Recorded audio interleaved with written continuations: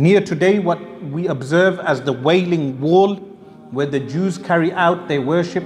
This worship was not known prior to Zionism in that area. Prior to Zionism, the Jews would not carry out their acts of worship in that vicinity.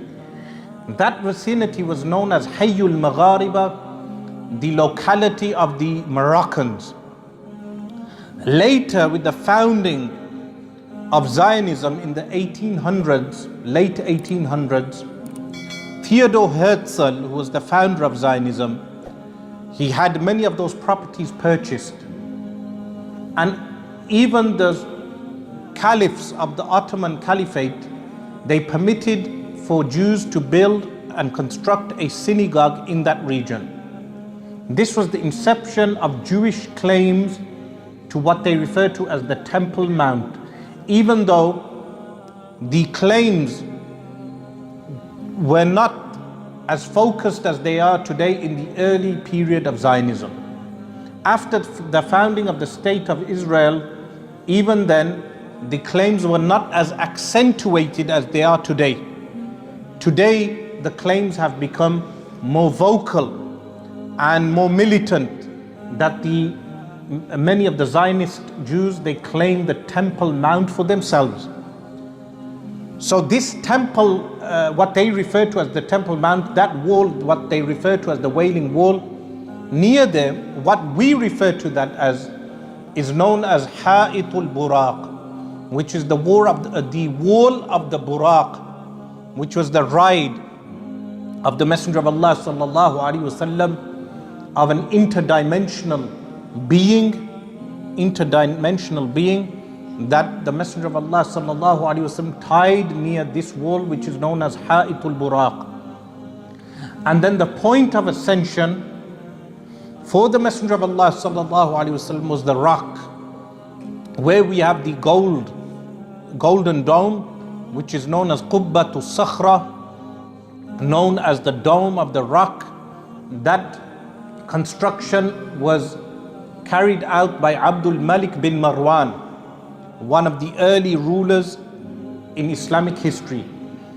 The site of the construction is the Sakhra, the rock upon which the Messenger of Allah sallallahu alaihi wasallam ascended to the heavens. This is why that area is known as Bawwabatu Sama, the doors to the heavens, or the door to the heavens. And the masjid which is at the front is referred to as Al-Qibali Masjid. That masjid was constructed by Sayyiduna Umar radiallahu anh, but the entire complex is Al-Masjid Al-Aqsa. This is important because some people, they say Al-Masjid Al-Aqsa is only the front part, which is Al-Qibali, while others say Qubbatu Sakhra, the dome of the rock, is only Al-Masjid Al-Aqsa. The correct position is that the entire complex is Al-Masjid Al-Aqsa.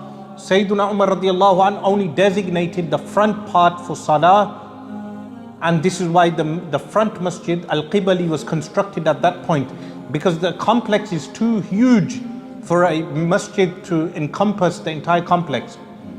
But throughout Islamic history, over 200 ma'alim is hallmarks, were placed by Islamic rulers like Salahuddin al-Ayyubi rahimahullah ta'ala and the Ottoman caliphs. They placed over 200 hallmarks of historical importance. So when you go to Al-Masjid Al-Aqsa, you will notice a musalla, a prayer mat, or you will notice a dome in random places. Each one of those hallmarks represents something historical that occurred in that place. So if a famous scholar of Islam or a prophet of Allah prayed in a place, the Ottomans constructed a dome or a musalla in that area to signify the importance of that place. So when over 110,000 Anbiya alayhimu salatu wassalam prayed behind the Messenger of Allah sallallahu alaihi wasallam, they filled the entire complex. The entire complex was filled. And the Messenger of Allah sallallahu alaihi wasallam led them in prayer at the front masjid, which is known as Al-Qibali, in the front musalla.